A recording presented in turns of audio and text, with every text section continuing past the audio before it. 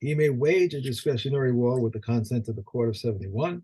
He may break through to make a path for himself, and so no one may impede him. The king's path has no limits. All the people plunder and place it before him, and he takes the first portion. Let him not take for himself many wives, only 18. Reb Yehuda says he may take for himself even many, as long as they do not turn his heart. Reb Shimon says even one, if she turns his heart, they may not marry her. If so, why does he say let him not take for himself many wives, even if they are like Abigail? Let him not accumulate for himself many horses, and only enough for his chariots. And silver and gold let him not accumulate for himself greatly, only enough to pay his troops. He writes a Torah scroll for himself when he goes out to war. He takes it with him. When he returns, he brings it back with him. When he sits in judgment, it is with him. When he reclines, it is before him as it is stated, and it shall be with him, and he shall read it in all the days of his life. No one may ride on his horse, sit on his throne, or use his scepter, and no one may observe him when he takes a haircut, or when he is undressed, or when he is in the bathhouse, as is stated, you shall surely place upon yourselves a king. Do so in a manner that his ought shall be upon you. Monetary cases are judged by three. Each one chooses one judge, and they both choose another. These are the words of Reb Meir. However, the Kachavim say the two judges choose another. Each can disqualify the judges of the other, and these are the words of Reb Meir. However, the Kachavim say when he proves that they are relatives or ineligible, but if they are eligible or experts, he cannot disqualify them. Each one can disqualify the witnesses of the other, and these are the words of Reb Meir. However, the sages say when he proves that they are relatives or ineligible, but if they are eligible, they cannot disqualify him. Okay. So what we've just established is, according to the Chachamim, the litigants have the right to disqualify each other's witnesses or judges if there is a valid basis for disqualifying them. Okay. But Mishnah Beis says, what about if he says, okay, I know that this particular Dayan is ineligible because he's your father, because he's your brother, whatever. But I trust him anyway, so I'm happy to have him on the base. So I say, Amar lo neman alai abba, neman alai avicha. Says, if, for example, his counter litigant was wanted to appoint his father, and he said, okay, I'm okay with that, or nemanim alai shlosha ro'ei bakar. He says, it takes three completely unqualified judges, just completely lay people. We take shepherds over here who know very little about the halacha. He says, it's okay. I'm happy to have these guys as judges. Rabbi Meir Omer yachol nachzor bo. So Rabbi Meir says at any point after this, he can say, you know what, this isn't working out. I'm not happy with having these guys as judges. I want properly qualified judges. Once he's accepted the authority of the judges, there's no, he can't like suddenly say, oh, the case isn't going my way, I'd better want to change the judges. Once he's accepted it, and there's no going back. Okay. Now another sort of non-standard thing. So let's say one of the cases turns out that he has to take an oath. For example, if he was a shomer and he says no, it was an ones. Okay, so fine. You want to say it's an ones? I'm going to make you take a shvua that it's an ones.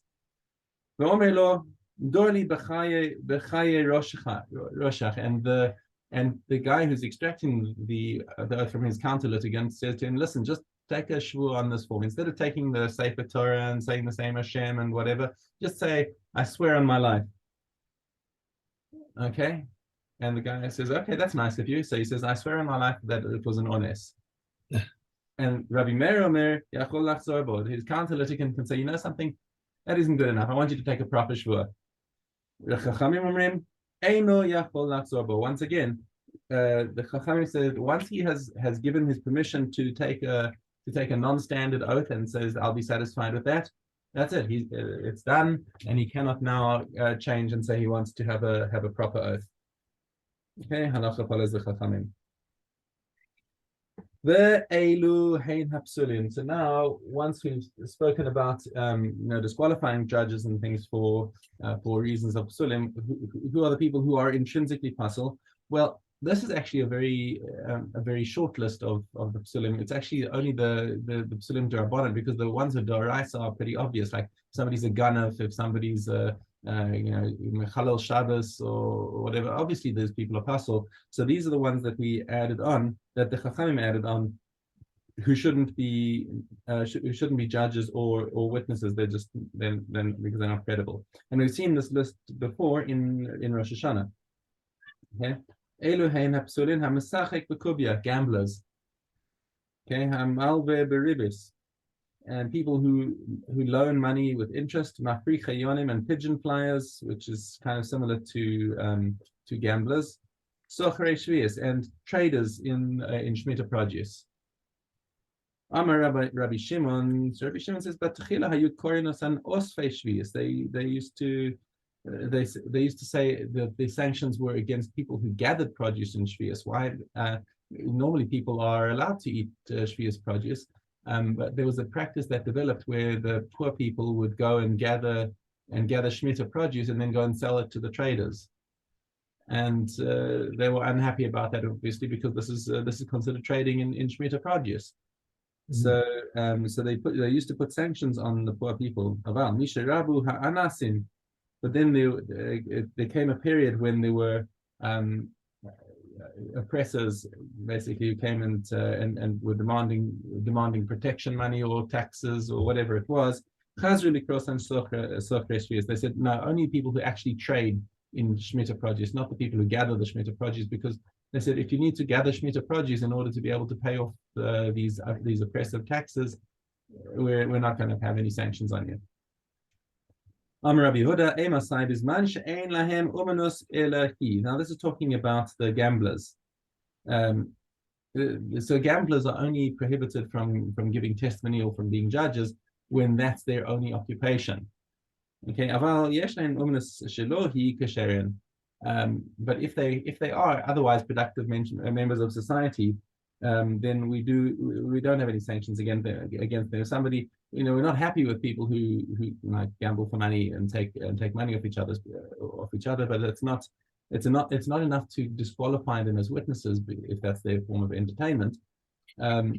Because the reason why we don't like gamblers to testify is because as non-productive members of society, they're not adding value to society. They're just cheating people, which is basically, if that's their parnasa, then the chances are that they're cheating while they're doing it. Yeah. Because you can't really make an honest living gambling. Yeah. Interestingly, it suddenly popped into my head. I remember. Do you remember Richard Feynman? No. Richard Feynman was one of the guys who worked on the Manhattan Project. Jewish guy, scientist. Yeah, I thought he's kind of more your generation. But he's a very, very, very smart and very funny guy. He wrote a couple of books, and he was told about a certain guy who was a gambler, who was a professional gambler at a casino. He said, "That's not possible. The house always wins. The odds are stacked that the house always wins. So how does he?" So he sought this guy out and found that, okay, now this guy, he wasn't betting against the house, he was betting with the house. He would go around the tables and find somebody who was on a roll, and he felt like, yes, I'm on a roll, I'm doing well, and he would come and start betting against them. So I bet you're not gonna win this one. So yeah, really. So he would effectively step into the shoes of the house. And sort of freelance as the house and bet against the people who are overconfident in their own lack at the moment. And he came out ahead. That's how he made a living, but he would have been possible as a gambler because he would have been possible as a witness. Right. He's basically not adding value to society. Anyway, So then there are also people who are pasul in a particular case, not intrinsically because of who they are, but because of their relationship to one or both of the litigants. Elohim Akrovin, Aviv, his father, Achiv, his brother, Achi Aviv, and his uncle, Achi Imo, his maternal uncle, Baal Achoso, his sister's husband, Baal Achos Aviv, and also his aunt husband, also his uncle, right? Or Baal Achos Imo, and on either on the paternal or maternal side, Baal Imo, his stepfather, Chamiv, his father-in-law, Vagiso, and his brother-in-law. Hein uvneihen v'chasneihen. All of these people and their children and their sons-in-law are all considered relatives as far as judging a case is concerned, or having um, um, or or being judged, being witnesses. The chorego levado, and his choreg. The choreg is the son of his wife from a previous husband. In other words, his stepson. He's possible as a karov, but his stepson's son or his stepson's son-in-law are kosher. They're not considered relatives to him. Okay, but the wife of his son-in-law has got the same din as his choreg, because a woman is like a husband, and there are certain things where a woman can testify about facts that she can't testify about against a certain person, but she can. Right. Her testimony is eligible for background information. It's Okay. quite a list. It's quite a list. Yeah. Amar Rabbi Yossi, Zo Mishnas Rabbi Akiva. He says this is the Mishnah that Rabbi Akiva taught. Aval Mishnah Rishana, what came before him is also Dodo or Ben Dodo, his cousin or his uncle or his cousin, and anyone who is Ra'ai to inherit him. Okay. Now that's a more restrictive list, because the list of Rabbi Akiva is much more expansive. About it includes even people who are not in his line of Yerusha. What about if somebody is considered a relative at a certain time? Okay, it's got to be at the time. Okay, haya karov v'nisrachet. So let's say he was a relative and then he no longer became a relative. For example, there was a divorce or a death in the family, and now his relatives by marriage are no longer his relatives. So now he's no longer considered a relative, even though he was at a previous time. Rabbi Yehuda Omer, afilu meisa bito v'yesh lo bani mimena harei ze karov. But if his daughter died and she's got sons from him, okay, so now his son-in-law. So we're talking just about a son-in-law now. Right. If his daughter died and she didn't have children, then his son-in-law is no longer his son-in-law, and he's now no longer a kara. But if he's got grandchildren, then this is the father of his grandchildren, so he's still considered a relative. What happens if one of these people, if they divorce? Yeah, it's the same thing. With the same thing. Okay. So if there are children, then it's still the father of your grandchildren. Right. Okay. Baba Basha, Tesla, Asra, and Tesla, Tezayin. If someone distributes his property orally, Rabbi Eliezer says, whether he is healthy or dangerously ill, properties which can become subject to a lien are acquired through money, a document, or an act of possession. Those which cannot become subject to a lien are acquired only through Meschicha. They said to him, it occurred with the mother of the sons of Rachel that she was ill, and she said, give my veil to my daughter. It is worth 12 manna, and she died, and they upheld her words.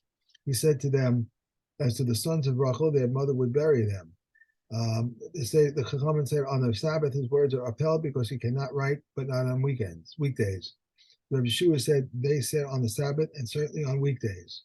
Similarly, one can acquire on behalf of a minor, but one cannot acquire on behalf of an adult.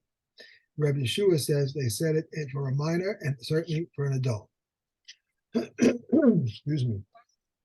If a house collapsed on a man and his father, or upon him and one from whom he inherits, and there was a wife's ketubah, or a creditor's claim outstanding against him, the father's heirs claim that the son died first, and the father, while the creditors claim that the father died first, and then the son.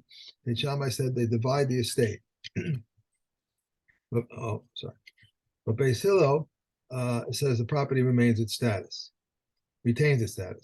If a house collapsed upon a man and his wife, the husband heirs claim that the wife died first, and then the husband, while the wife's heirs claim that the husband died first, and then the wife.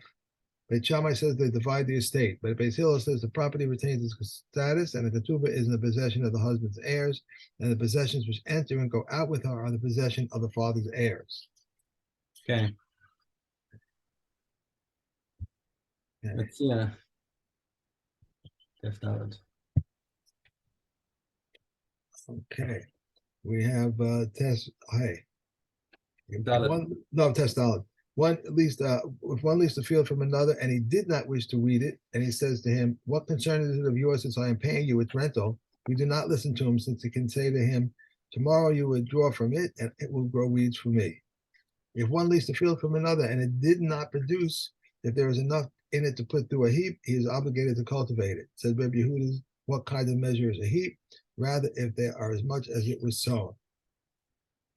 If one leased the field from another and locusts devoured it, or it was swept by storm, if it is a widespread calamity, it may deduct from it his rent. But if not a widespread calamity, he may not deduct from his rent. So Yehuda says, if he leased it from him for money, in either case, he may not deduct from his rent. But they're not defining, at least over here, we didn't go on, but at least it has defined what a calamity is. Any kind of natural catastrophe that happens that will, if there's a wildfires or There's no particular shear. There's no particular shear. No, anything that destroys the crop. Okay. Gimel Dalet. Elazar ben Pata said 3 things before the sages, and they confirmed his words concerning the people in the city besieged by an army and those in a ship storm-tossed at sea, and one who goes to be tried, they are presumed to be alive. But concerning people in the city captured by an army, or those in a ship lost at sea, and those who go to be executed, the stringency of the living and the stringency of the dead are applied to them. The daughter of a non-Kohen married to a Kohen, and the daughter of a Kohen married to a non-Kohen may not eat of Truma. One who is bringing a get within Eretz Israel and became ill may send it to another. But if he had said to them, take from her and such a thing for me, he may not send it with another, for he does not want his deposits to be in the hands of another. If one was bringing a get from overseas and became ill, the court appoints another and sends him, and he says before them, it was written in my presence and signed in my presence. The latter agent need not say it was written in my presence and signed in my presence. Rather, he says, I am an agent of the court. Yeah. On to Sukkah.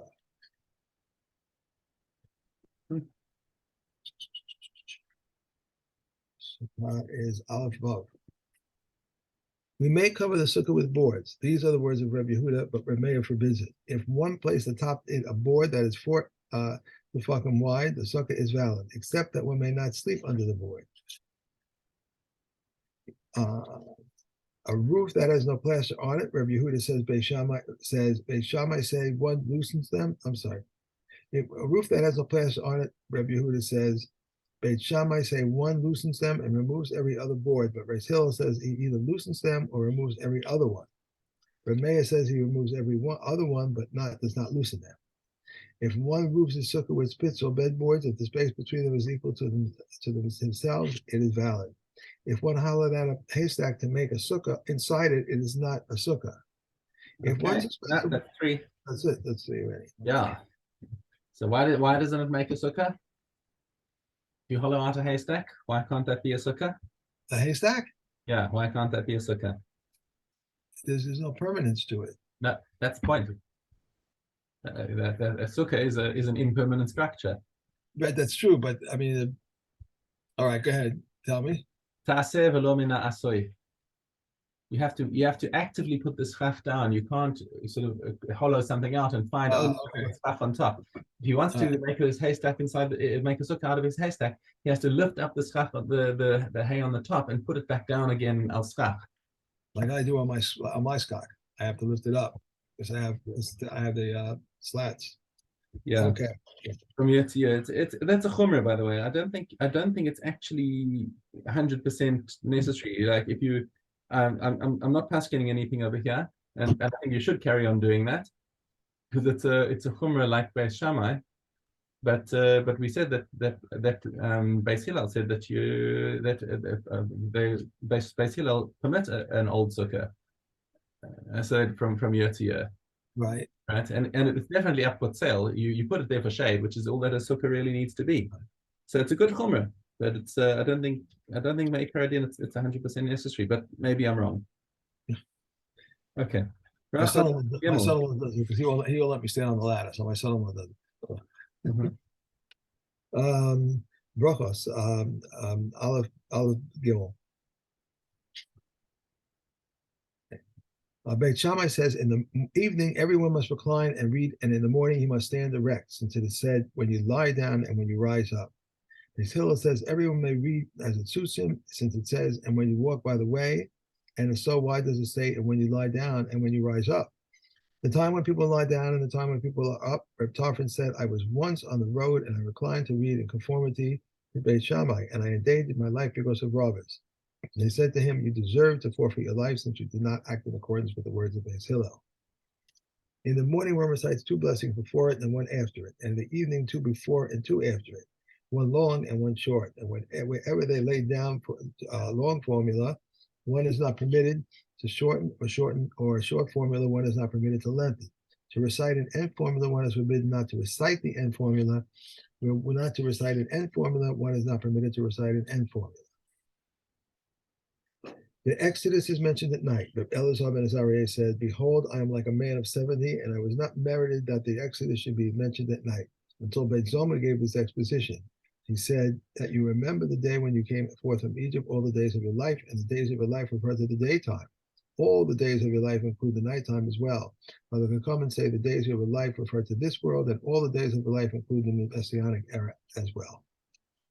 Okay. And one more to go. Me'ila, hey.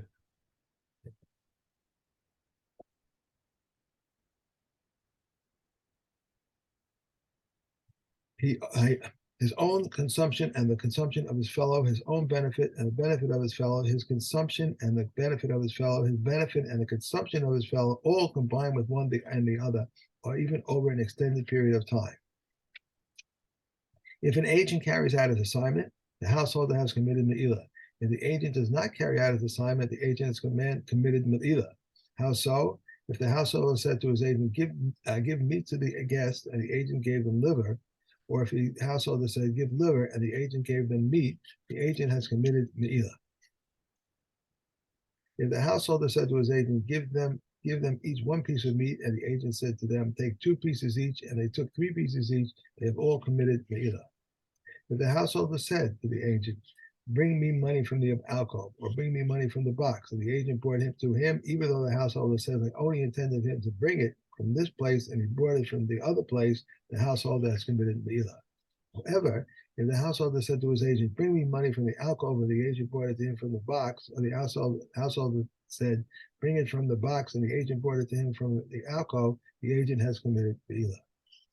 The householder sent consecrated money with a deaf, mute, a deranged person, or a minor. If they carried out his assignment, the householder has committed me'ilah. If they did not carry out his assignment, the storekeeper has committed me'ilah. If the householder sent the money with a competent person and remembered the money was consecrated before the agent reached the storekeeper, the storekeeper will have committed me'ilah when he spends the money. What should he do? He takes a puta or utensil and says the consecrated puta, wherever it is consecrated unto his, since consecrated items can be redeemed with money or with items that are worth money. Okay. So, okay, good. When is your flight?